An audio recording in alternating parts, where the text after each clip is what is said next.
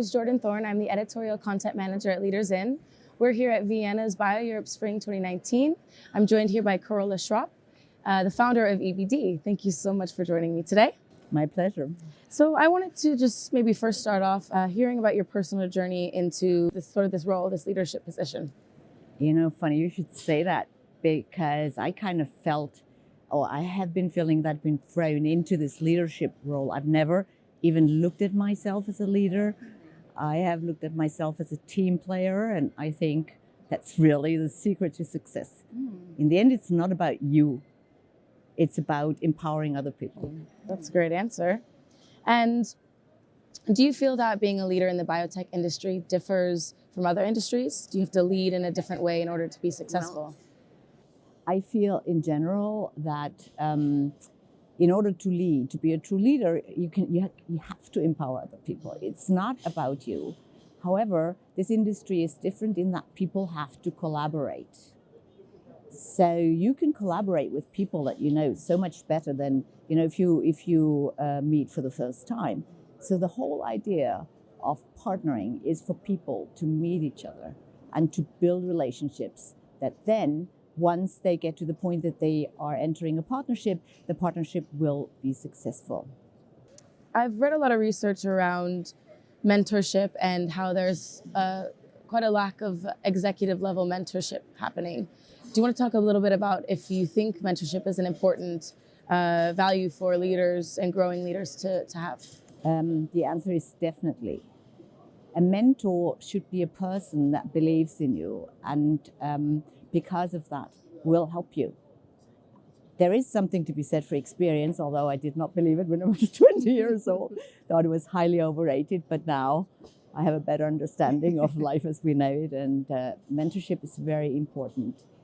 I was fortunate enough that I had a mentor. His name was Alfred Müller. He was the head of Ernst & Young Germany. And when we started EBD Group, I signed contracts. If the thing would have gone pear-shaped, I would have had no way to pay. He never said he's going to pay. He said, it'll be all right.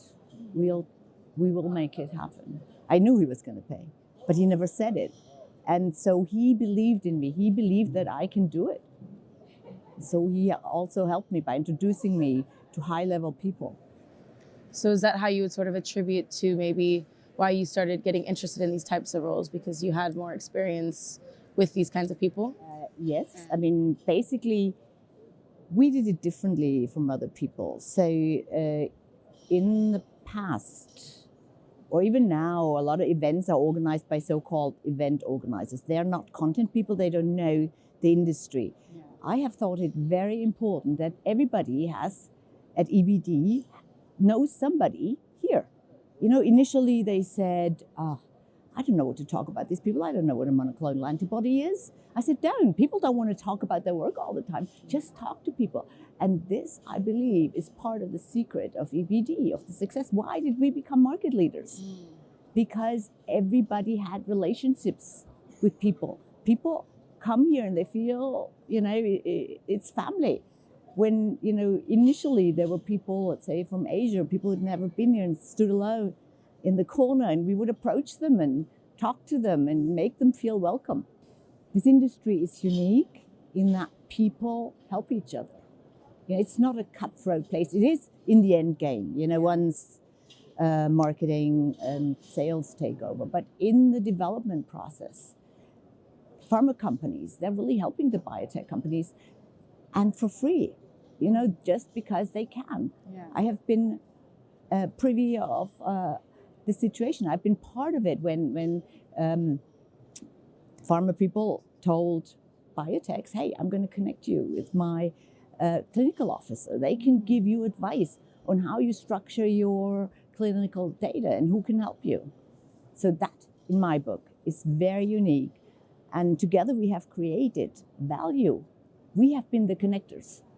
We have helped facilitate everything. And the industry has created a tremendous value over the years. I wanted to just ask you a bit about how important you feel tackling diversity issues are in business, and if you see maybe this EBD group as something that has overcome some of those issues. For me, to build a team, everybody has to have the same values. They have to have the same goals.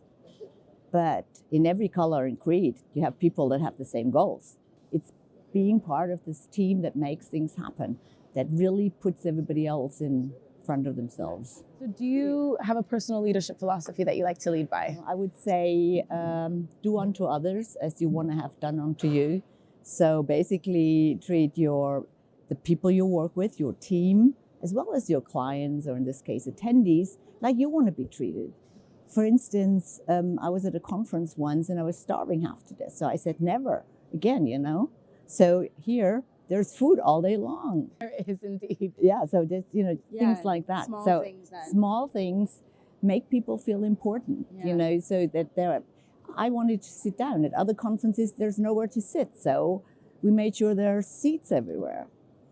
That's those kinds of things. Yeah. It's very interesting. The last person I interviewed brought up the fact that here at this event, they get fed so well. So it's nice that that's actually something you've thought about when you've created this. Yeah. Maybe let's just finish off with a piece of advice that you could offer someone aspiring to become a leader that maybe doesn't know how to get to that path. It's not about you. It's about the team alone. There's not much you can do alone. I mean, unless you are Steve Jobs, let's face it. There are some geniuses around that can treat people badly and still have success. Yeah. He was one of them. But in general, plus life is so much more pleasant if the people are your friends and if you make team decisions. If people, that are theoretically at the lower end, the newer people, they can have some impact. They can make some decisions. Well, thank you so much for joining me. It's really been great talking to you. You're very welcome.